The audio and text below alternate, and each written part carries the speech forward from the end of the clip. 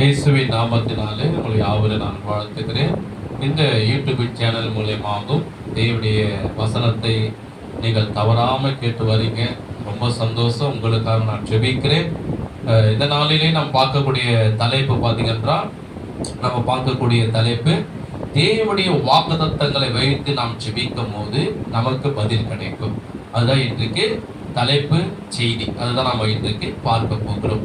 யாத்திராகமம் 32ஆம் அதிகாரத்திலே நாம் பார்க்கும் போது இடத்திலே ஒரு சம்பவத்தை நாம் பார்க்க போகிறோம். இஸ்ரவேலரை குறித்தும் மோசேவை குறித்தும் கர்த்தரை குறித்தும் இந்த இடத்துல கர்த்தர் தம்முடைய எப்படி தம்முடைய வாக்குத்தத்தங்களை நிறைவேற்றுகிறார். ஒரு கடினமான சூழ்நிலையிலே மோசே ஜெபிக்கும் போது எப்படி நிறைவேற்றுறது தான் இன்றைக்கு அது நமக்கு முன்மாதிரி. அந்த வாக்குத்தத்த செய்தி பிரகாரம் நாமும் ஜெபிக்கும் போது எப்படி கர்த்தர் இஸ்ரவேலை மோசே ஆசீர்வதித்தாரோ அதே போல் நம்மளையும் ஆசீர்வதிக்க போகிறார். அதுதான் இன்றைக்கு நாம் பார்க்க போகிறோம். யாத்திராகமம் 32ஆம் அதிகாரம் அதில் 1ஆம் வசனம் பாருங்க.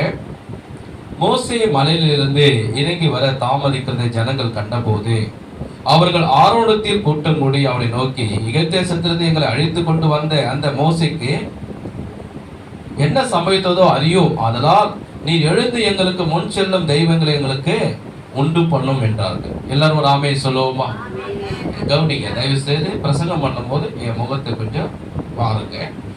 இந்த இடத்துல பார்க்கும் போது என்ன சம்பவம்னா, இஸ்ரவேல் ஜனங்களை கர்த்தர் என்ன பண்ண, எகிப்திலே 430 வருஷம் அடிமையா இருந்தான். அந்த இடத்துல கர்த்தர் மோசேவை அனுப்பி 10 வாதைகளை அனுப்பி பார்வோடைய கரத்துல ஒரு சேனையுடைய கரத்திலிருந்து இஸ்ரவேலை விடுதலாக்கி கர்த்தர் என்ன பண்ணாரு, கர்த்தர் வாக்குத்தத்தம் பண்ணின கானானுக்கு கொண்டு போய் கொண்டிருக்கிறார். அவர்கள் எங்க பிரயாணம் பண்ணுகிறாங்கன்னா, வனாந்தரத்திலே பாலைவனம் உள்ள இடங்களில் வனாந்தரத்தில் போகிறாங்க. அந்த இடத்துல அவர்கள் போய் கொண்டு இருக்கும் போது கர்த்தர் மோசே கிட்டே சொல்றாரு. என்ன கட்டளை சொல்றாருன்னா, நீ உங்க இஸ்ரவேல் ஜனங்களுக்கு நான் ஒரு 10 கட்டளை கொடுக்க போகிறேன். அதனாலே நீ என்னுடைய சமூகத்திலே மலை மேலே ஏறி வந்து என் சமூகத்தில் நீ காத்திருக்கும் போது நான் உன்னோடு பேசி 10 கட்டளை எழுதி உன் கையில கொடுப்பேன். முதலாவது, இப்ப நம்ம கையில பைபிள் இருக்கு.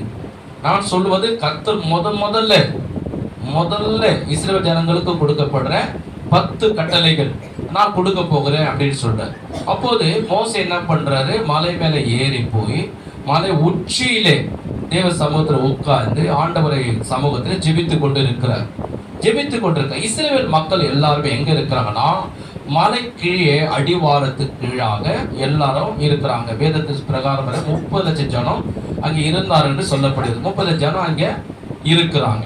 இருக்கும்போது அவர்கள் என்ன பண்ணாங்க, மோசே தான் என்ன பண்றவர், நான் இவங்களை வழி நடத்துகிறவரு, இவங்களை நீங்க இப்படி இந்த டைரக்ஷன்ல போங்கன்னு சொல்றவரு, இந்த வழியில போகணும்னு சொல்றவரு, முன்னாடி இந்த இஸ்ரவேலர்கள் கடந்து போகும்போது 30 லட்சம் போகும்போது முன்பதாக போகக்கூடியவர் நபர், தலைவர் இவர். அதனால இவருக்கு பாத்தீங்கன்னா இவர்கள் எங்கேயுமே பிரயாணம் பண்ணி போகல. இவருக்கு அந்த மலை கீழவே தங்கி இருக்கிறாங்க. மலைக்கு ஒரு நாள் கடந்து போச்சு, 2 நாள் ஆயிடுச்சு. அங்கேயே தங்கி இருக்கிறாங்க, இன்னும் போகல. ஏன்னா கானான் தேசத்துக்கு இவங்க போகணும். இவங்க தங்கி இருக்கிற இடம் ஒரு வனாந்தரமான இடம். அந்த இடத்துல எந்த ஒரு கடையோ ஒரு மார்க்கெட்டோ ஒரு எந்த ஒரு உதவியும் இல்லாத ஒரு இடம் அந்த இடத்துல இருக்கிறாங்க. இருக்கும்போது ஒரு நாள் போயிடுச்சு, 2 நாள் ஆயிடுச்சு, 10 நாள் ஆயிடுச்சு, பிற்பாடு 15 நாள் ஆயிடுச்சு, அதுக்கப்புறம் 20 நாள், அதுக்கப்புறம் 25 நாள், அதுக்கப்புறம் 30 நாள், அதுக்கப்புறம் 35 நாள், அதுக்கப்புறம் 38 நாள், 39 நாள் ஆயிடுச்சு. எத்தனை நாள்? 39 நாள் ஆயிடுச்சு. இப்போ ஜனங்கள் என்ன சொல்றாங்க, ஆரோனை கூப்பிட்டு, ஆரோன், நீ மனுஷன் என்ன நினைச்சுன்னு இருக்கிற? இந்த வனாந்தரத்தை நாங்க என்ன செய்ய முடியும்?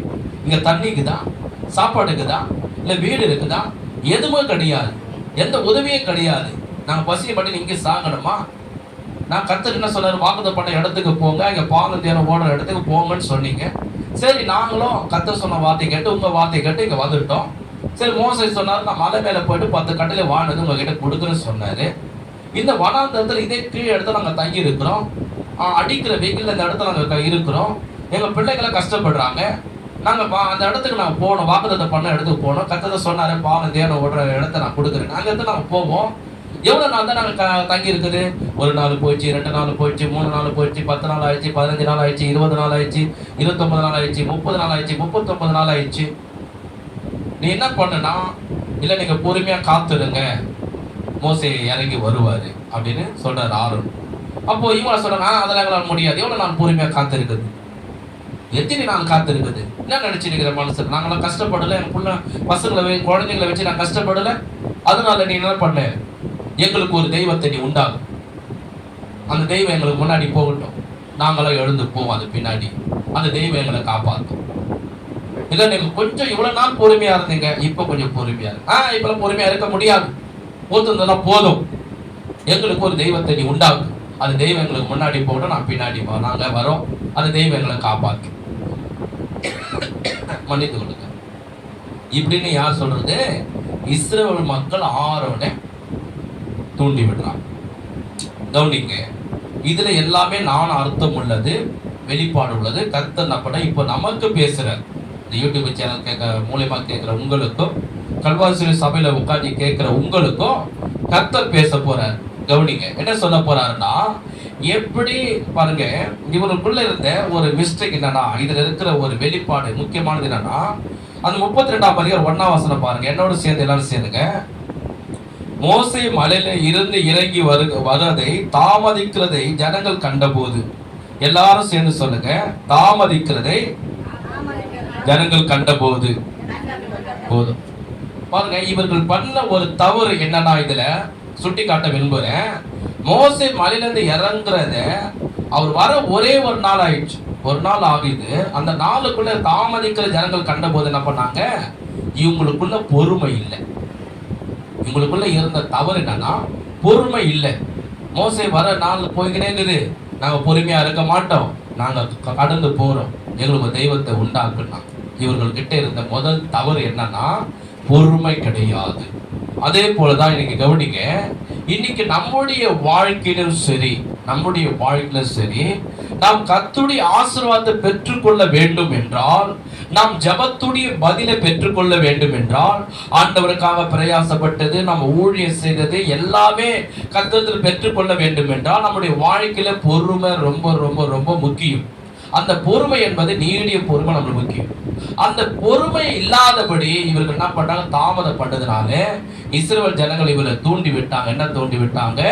எனக்கு ஒரு தெய்வத்தை நீ உண்டாக்கு, அந்த தெய்வம் எங்களுக்கு முன்பதாக போகட்டும், அதுக்கு பின்பதான் நாங்க வருகிறோம் என்று.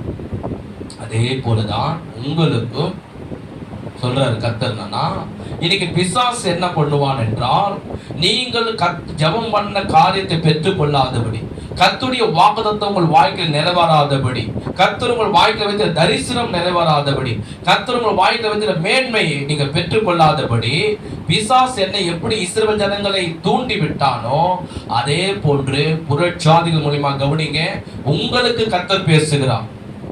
புறஜாதி மூலியமாக, இல்ல சொந்தக்கார மூலியமாக, அல்லது கூட பிறந்தவங்க மூலியமாக பிசாசு உங்களை தூண்டி விடுவான். என்ன தூண்டி விடுவான் என்றால், எவ்வளோ நாள் நீ ஜெபிக்கிற, எவ்வளோ நாள் நீ உபவாசிக்கிற, அநேக நாட்கள் ஆலயத்துக்கு போகிற, அநேக நாட்கள் நீ ஊழியம் செய்யற, அநேக நாட்கள் காணிக்கை ஆண்டவருக்கு தசமாக நீ கொடுக்கிற, எவ்வளோ நாள் நீ போயிட்டு வர, எவ்வளோ நாள் நீ ஜெபிக்கிற, கர்த்தர் உனக்கு என்ன நன்மை செய்தார், கர்த்தர் எனக்கு என்ன உதவி உனக்கு செய்தார், என்ன அற்புதம் செய்தார், உன் பிள்ளை மாறிட்டானா, இல்ல உன் கணவர் ரட்சிக்கப்பட்டாரா, இல்ல உன் கணவர் குடி பழுந்து விடலாயிட்டாரா, இல்ல இவ்வளவு நாள் நீ ஜெபம் பண்ற, நல்ல வேலையை ஆண்டவர் உனக்கு கொடுத்தாரா, நல்ல வீட்டை கொடுத்தாரா, இப்படி சொல்லி பிசாசு என்ன பண்ணுவான், புறஜாதி மூலியமா, இல்ல சொந்தக்கார் மூலியமா, இல்ல உங்க வீட்டுல இருக்கிற மனிதர் மூலியமாவே தூண்டி விடுவான். யோபுக்கு விரோதமா அவன் மனைவி எழுப்பினான். ஏசப்பாக்கு விரோதமாக சாத்தான் யூதாஸ் காரியத்தை தூண்டி விட்டான். அதே போன்று உங்களுக்கு விரோதமாக நீங்கள் கர்த்தர் உங்களுக்கு கொடுக்கப்பட்ட வாக்குத்தத்தங்களை பெற்றுக்கொள்ளாதபடி, நீங்கள் ஜெபித்த காரியம் நீங்கள் பெற்றுக்கொள்ளாதபடி சாத்தான் என்ன பண்ணுவான், யார் மூலியமா தூண்டி விட்டு உன்னை விசுவாசத்தை குறைக்க பார்ப்பான், உன் ஜபத்தை நிறுத்த பார்ப்பான். அது மாத்திரமல்ல, நீங்கள் நல்ல கவனிங்க, முன்பதாக ரட்சிக்கப்படுவதற்கு முன்பதாக, ஏசப்பா ஏற்றுக்கொள்வது முன்பதாக எப்படி உலகத்துல நீங்க வாழ்ந்தீங்களோ, எந்த மாம்சத்துக்கு நீங்க இடம் கொடுத்தீங்களோ, எந்த உலகத்துக்கு நீங்க இடம் கொடுத்தீங்களோ, எந்த பாவத்துக்கு நீங்க இடம் கொடுத்தீங்களோ, எந்த தீமைக்கு இடம் கொடுத்தீங்களோ, இல்லை கர்த்தரை தவிர மற்ற தெய்வங்களை நீ வணங்கி கொண்டிருக்கீங்களோ, அதையே நீங்க திரும்ப செய்யும்படியாக, அதையே நீங்க திரும்ப பார்க்கும்படியாக அதே இடத்துக்கு நீங்க திரும்ப போக முடியாது. அதே காரியத்தை நீங்க திரும்ப செய்ய முடியாது. பழைய வாழ்க்கையை, பழைய காரியங்களை உங்களை திரும்ப செய்ய முடியாத பிசாசு சொந்தக்கார மூலியமாக அல்லது கூட பந்த மூலியமாக யார் மூலியமா உங்களை தூண்டி விட்டு உங்களை செய்ய வைப்பான். அதுதான் இன்னைக்கு நான் பார்ப்பேன். ஆரோன் என்ன செய்தார் பாருங்க. ஆரோன் பார்த்தீங்கன்னா என்ன செய்தார்? நம்முடைய வாழ்க்கையில என்ன வேணும் என்றால், அவர்கள் தூண்டி விட்டாலும் இல்ல உலகத்துல குடும்பத்திற்கு சொன்னாலும் நமக்கு என்ன வேண்டும்? கர்த்தர் வாக்குத்தத்தம் பண்ணினார் என்றால் நிச்சயமா நிறைவேற்றுவார் என்று பொறுமை வேண்டும். நாம் ஜெபித்த ஜெபத்துக்கு கர்த்தர் நிச்சயம் பதில் கொடுப்பார் என்று நம்மளுக்கு பொறுமை வேண்டும். கலேத்தியர் 5:28 சொல்லப்படுகிறது, ஆவின் கனிகளிலே 9, அந்த 9ல 1 நீடிய பொறுமை. எல்லாரும் சேர்ந்து சொல்லுங்க, நீடிய பொறுமை. எல்லாரும் சேர்ந்து சொல்லுங்க, நீடிய பொறுமை. அந்த நீடிய பொறுமை இருக்க வேண்டும். நீடிய பொறுமை இருந்தாதான் கர்த்தருடைய வாக்குத்தத்தங்களை நீ பண்ண ஜெபத்துக்கு பெற்றுக்கொள்ள முடியும். இப்போ நிறைய பட்டர்ஃப்ளை பார்த்துக்கிறீங்களா? வண்ணத்து பூச்சி. அந்த வண்ணத்து பூச்சி நம்ம பார்க்கும் போது எவ்வளவு அழகா இருக்குது. அது பறந்து போகும்போது அழகா இருக்குது. நம்ம ஏன்னா பூக்கள்ல பார்த்தா அழகா இருக்கும், நம்ம கையில எடுக்கலாமா ஆசையா இருக்கும், அப்படி இருக்கும். ஆனா முன்பதாக அந்த வண்ணத்து பூச்சி எப்படி இருக்கும் தெரியுமா? ஒரு புழுவா இருக்கும். புழுவா இருக்கும். புழுவை நீங்க மண்ணுல பார்த்தா நம்மளுக்கு பிடிக்குமா? ஐயோ அருவருப்பாகுது, ஐயோ இப்படி நெண்டுது, ஐயோ பார்க்கவே அருவருப்பாகுதுன்னு பிடிக்காது. தெரியாம எங்கேயோ போய் நம்ம நிற்கிறோம், ஒரு மரத்துல இருந்து நம்ம தோல் மேல விழுந்தது, உடனே நம்ம என்ன பண்ணுவோம்? தட்டி விடுவோம். ஐயோ கம்பி பூச்சி மேல விழுந்துச்சேன், எடு தட்டு தட்டு அப்படி தட்டி விடுவோம். பிடிக்காது. சில பேர் என்ன பண்ணுவாங்க? நெசிக்கி போட்டுருவாங்க, சாவடிச்சிருவாங்க. சில பேர் தட்டி விட்டுருவாங்க, சில பேர் ஓரமா வந்துடும். ஏன்னா அது அருவருப்பா இருக்கும், பிடிக்க யாருக்கும் விருப்பப்பட மாட்டாங்க. அந்த கம்பளி பூச்சி என்ன பண்ணுமா? அது சில நாட்கள் போய் ஏதோ ஒரு வீட்டாண்டியோ மரத்தாண்டியோ போயிட்டு ஒரு கூடு கட்டி அந்த கூட்டு உள்ளே ரொம்ப நாள், ரொம்ப மாதங்கள் அது உள்ளே இருக்கும். வெளியே போய் தண்ணி குடிக்காது, வெளியே போய் சாப்பிடாது, அது வெளியே எங்கேயும் போகாது. அதை நான் பார்த்துருக்கேன். நீங்க எத்தனை பேர் பார்த்தீங்கன்னு தெரியல. வெள்ளை கூடு மாரி இருக்கும். அந்த கூட்டு உள்ளே அது இருக்கும். அதுக்கு வெளியே போகிறது உள்ள வந்து கேப் இருக்காது. அது உள்ளே பல மாதங்கள் இருக்கும்.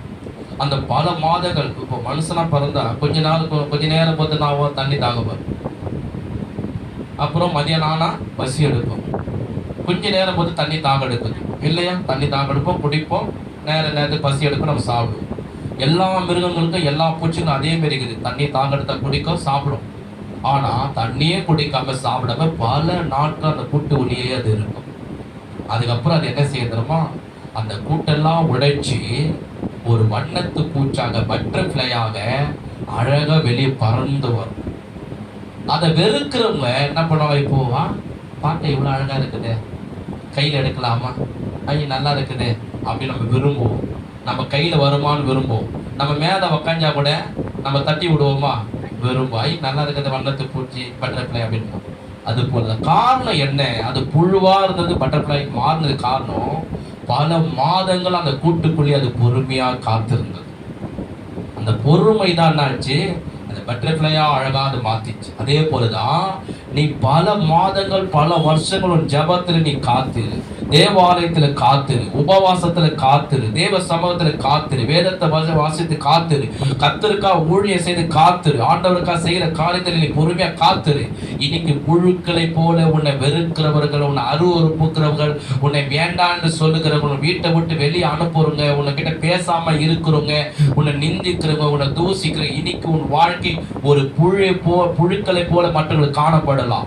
அருவருப்பா உன் வாழ்க்கை இருக்கலாம். உன்கிட்ட பேச மாட்டாங்க, உன்கிட்ட பழக மாட்டாங்க, உன்னை வீட்டை சேர்க்க மாட்டாங்க, எல்லாம் காணப்படலாம். ஆனா ஆண்டவர் சமூகத்தில் நீ காத்து இருக்கும் போது ஒரு வண்ணத்து பூச்சி போல, ஒரு கழுகை போல நீ எழும்பி பிரகாசிப்ப. எப்படி வண்ணத்து பூச்சி எல்லா ஜனங்களும் விரும்புகிறார்களோ உன்னை அநேகர் விரும்புவாங்க. என் வீட்டுக்கு வா, என் வீட்டுக்கு வந்து நீ ஜெபம் பண்ணு, நீ ஜெபம் பண்ண எனக்கு ஆசீர்வாதமா இருக்க சொல்லி உன்னை நேசிப்பாங்க, உன்னை அன்பு கூறுவாங்க. அது யார் செய்வா? கர்த்தர் செய்வா. கைவிடடி கர்த்தரை நாம் ஸ்தோத்திரம் பண்ணுவோமா? நல்லா பாருங்க. அதுதான் நம்மளுடைய வாழ்க்கையில என்ன வேணும்? பொறுமையா காத்திருக்கணும். நம்முடைய முற்பிதாக்கள் கூட எபிரேயர்ல சொல்லப்படுகிறது, நம்முடைய முற்பிதாக்கள் ஆபிரகாம், ஈசாக்கு, யாக்கோபு, இவர் தாவீது, யோசேப்பு, இவர்கள் எல்லாருமே கர்த்தர் வாக்குத்தத்தம் பண்ணினார். அவர்கள் ஆசீர்வதித்தார். ஆனா சிட்டிக்கு போற நேரத்தில் அது நிறைவேறல. அவர்கள் பொறுமையா, எவ்வளவு உபத்திரங்கள், நிந்தைகள், அவமானங்கள் எல்லாம் வந்தாலும் அவர்கள் கர்த்தர் வாக்குத்தத்தம் பண்ணினதை நிறைவேற்ற வல்லவரா இருக்கிறார் என்று பொறுமையா காத்திருந்தார்கள். அந்த பொறுமையா நீ காத்திரு. கர்த்தருடைய சமூகத்திலே, கர்த்தருடைய ஆலயத்திலே, ஜெபத்திலே, உபவாசத்திலே, பைபிளை படிக்கிறதுல, சத்தியத்தை கேட்கிறதுல, ஆண்டவருக்கு ஊழியம் செய்வதிலே பொறுமையாய் காத்திரு. கர்த்தர் உன்னை உயர்த்தக்கூடிய நாட்கள் வரும். உன் சத்துருக்கள் மத்தியிலே கர்த்தர் ஆபிரகாமுக்கு சொல்லப்படும் ரோமர் 4 சொல்லப்படுகிறது, கர்த்தர் வாக்குத்தத்தம் பண்ணினதை நிறைவேற்ற வல்லவராய் இருக்கிறார் என்று. அவன் விசுவாசத்திலே கர்த்தரை மகிமைப்படுத்தினான். எபிரேயர் 11 10 சொல்லப்படுகிறது, கர்த்தர் வாக்குத்தத்தம் நிறைவேற்றுவதற்காக ஆபிரகாம் காத்திருந்தாரா.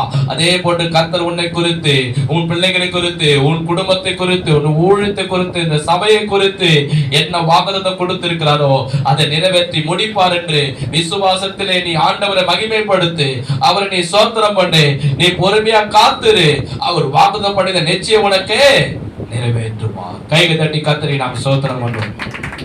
இரண்டாவது யாத்திராகமம் 32 அதிகாரம் 2 வசனத்திலிருந்து நான் வாசிக்கிறேன். பழைய ஏற்பாட்டிலே 2 அந்த பகுதி அப்படியே வைத்துக் கொள்ளுங்க. ஏன்னா அந்த பகுதி தான் ஒரு வசனம் நான் விலக்கினே நான் போக போறேன். 2 வசனத்திலிருந்து 6 வசனம் வரைக்கும் வாசிக்கிறேன். அதற்கு ஆரோன், உங்கள் மனைவிகள் உங்கள் குமார குமார்த்திகளுடைய காதுகளில் இருக்கிற பொன்னாணிகளை கயிற்று என்னிடத்தில் கொண்டு வார்கள் என்றால், ஜனங்கள் எல்லாரும் தங்கள் காதில் இருந்த பொன்னாணிகளை கயிற்று ஆணிடத்தில் கொண்டு வந்தார்கள். அவருக்கு கையிருந்த அவன் அந்த பொன்னை வாங்கி சிற்ப கருவினாலே கருப்பிடித்து ஒரு கன்றுக்குட்டியை வார்ப்பித்தான். அப்போது அவர்கள், இஸ்ரவேலரே, உங்களை எகிப்து தேசத்திலிருந்து உங்களை அழைத்து கொண்டு வந்த உங்கள் தெய்வங்கள் இவைகளே என்றான். ஆரோன் அதை பார்த்து அதற்கு முன்பாக ஒரு பலிபீடத்தை கட்டி நாளைக்கு கர்த்தருக்கு பண்டிகை என்று கூறினான். 6 வசனம். மறுநாள் அவர்கள் அதிகாலை எழுந்து சர்வாதாரண பலிகளை இட்டு சமாதான பலிகளை செலுத்தினார்கள். பின்பு ஜனங்கள் புசிக்கவும் குடிக்கவும் உட்கார்ந்து விளையாடவும் எழுந்திருந்தார்கள். போதும், ஒரு ஆமென் சொல்லுவோமா? இப்ப என் முகத்தை தயவு செய்து கவனிங்க. 2வது என்ன சம்பவம்னா, இப்போ ஆரோன் என்ன பண்றாரு, சரி நீங்க ரொம்ப தொல்லை பண்றீங்க, என்ன பண்ணுங்க, உங்க கைத்துல உங்க காதுல போட்டு இருக்கிற தங்கத்தை எல்லாம் கைட்டி கொடுங்க. அந்த கைட்டி கொடுத்துட்டான். எல்லாரும் கைட்டி, காதுல போட தங்கம், கைத்துல போட்டுக்க செயின், கையில போட்டுக்க மோந்திரம், எல்லாத்தையும் கைட்டி கொடுக்குறாங்க. இது எல்லாத்தையும் கொண்டு வந்து ஆரோன் என்ன பண்றாருன்னா நெருப்புல போட்டு ஒரு கன்று குட்டியை உருவாக்குறார். கன்றுக்குட்டியை உருவாக்கி கன்றுக்குட்டியை நிக்க வச்சு, தங்கத்துல உருவாக்கி நிக்க வச்சு அந்த இஸ்ரவேல் ஜனங்களுக்கு சொல்றாரு, இதுதான் தெய்வம், இதுதான் கர்த்தர், இதுதான் உங்களுக்கு முன்பதாக போகுது. இப்ப நீங்க என்ன பண்ணுங்க, இந்த தெய்வத்துக்கு முன்னாடி ஆராதனை செய்யுங்கள், பலியிடுங்கள் என்று ஆரோன் சொல்லிட்டு. நல்ல கவனிங்க. இப்போ நம்ம சம்பவத்துக்குள்ள நான் வரேன். இப்போ உங்களுக்கு சொல்ல கவனிங்க.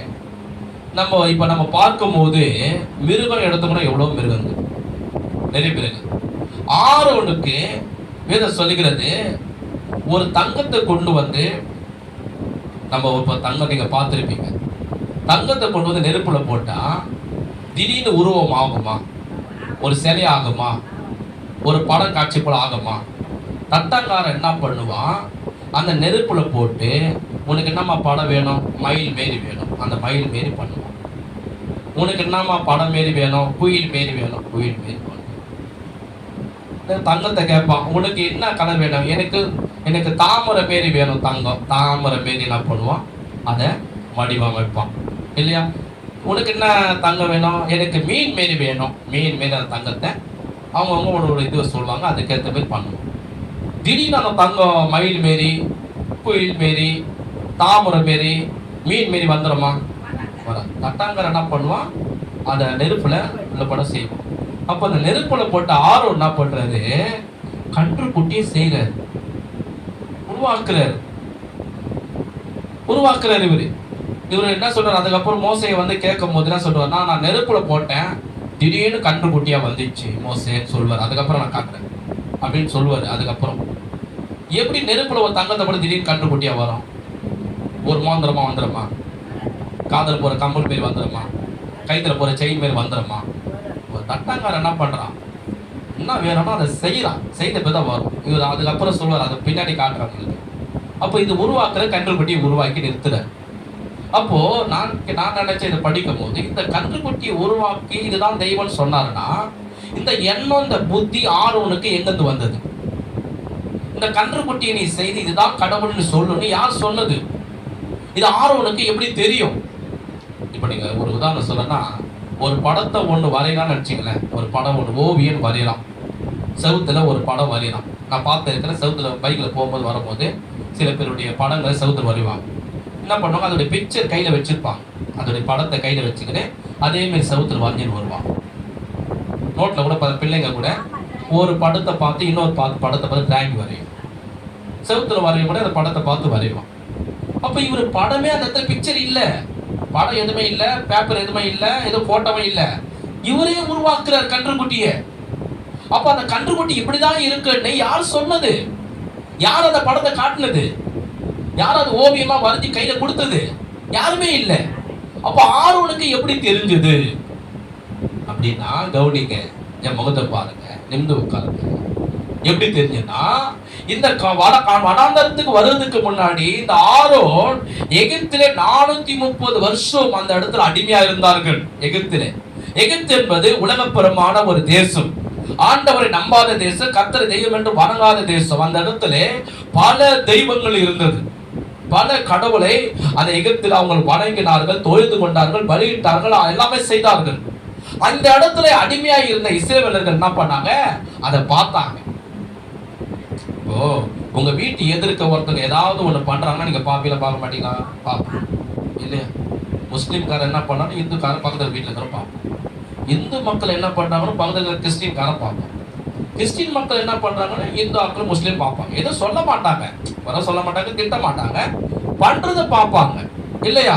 இவங்க இப்படி வணங்குறாங்க, இவங்க இப்படி ஜெபிக்கிறாங்க, இப்படி தொழுது கொள்றாங்க பார்ப்பாங்க, மனசு கண்ணால பார்ப்பாங்க, மனசுல புரிஞ்சு கொள்வாங்க.